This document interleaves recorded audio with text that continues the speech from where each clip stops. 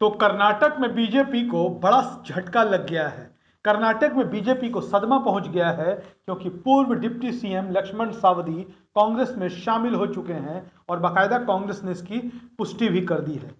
Bharatiya Janata party के पूर्व नेता, कर्नाटक के पूर्व डिप्टी सीएम लक्ष्मण सावदी आज कांग्रेस में शामिल हो गए। कर्नाटक कांग्रेस के प्रमुख डीके शिव कुमार ने इस बात की पुष्टि कर दी है। आपको बता दें कि पिछले 12 अप्रैल को लक्ष्मण सावदी ने अपने पद से भारतीय जनता पार्टी की प्राथमिक सदस्यता से इस्तीफा दे दिया था। लक्ष्मण सावदी बीजेपी के टिकट पर अथानी निर्वाचन क्षेत्र से चुनाव लड़ना चाहते थे, लेकिन बीजेपी ने उन्हें टिकट नहीं दिया।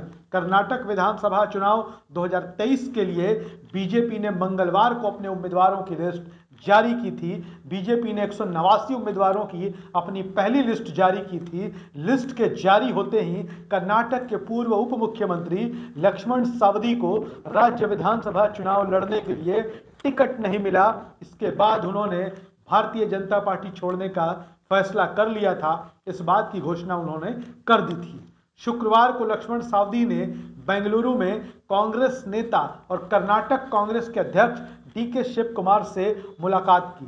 इसके साथ ही उन्होंने विपक्ष के नेता और पूर्व मुख्यमंत्री सिद्धारमैया से भी उनके घर पर जाकर मुलाकात की। इसके बाद बात बन गई और लक्ष्मण सावदी कांग्रेस में शामिल हो गए। आपको बता दें कि लक्ष्मण सावदी अथानी से 3 बार विधायक रह चुके हैं।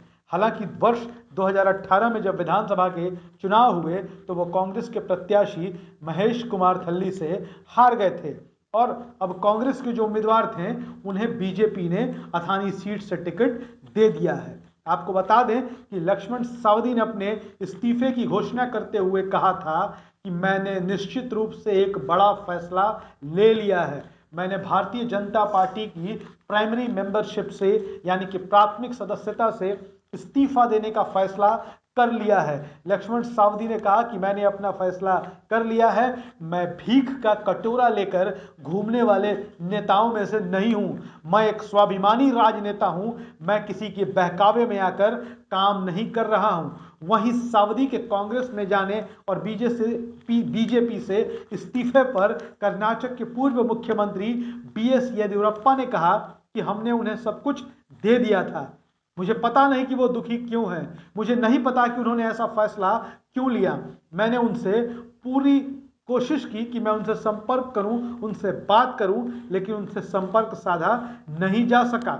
वहीं कर्नाटक के मुख्यमंत्री बसवराज बोम्मई ने बीजेपी की बगावत पर कहा कि 189 उम्मीदवारों के नाम घोषित कर दिए गए हैं। सभी क्षेत्रों में प्रत्याशी और कार्यकर्ताओं में सर्वसम्मति है। कुछ लोग अगर सूची से असहमत हैं तो उनसे चर्चा की जाएगी।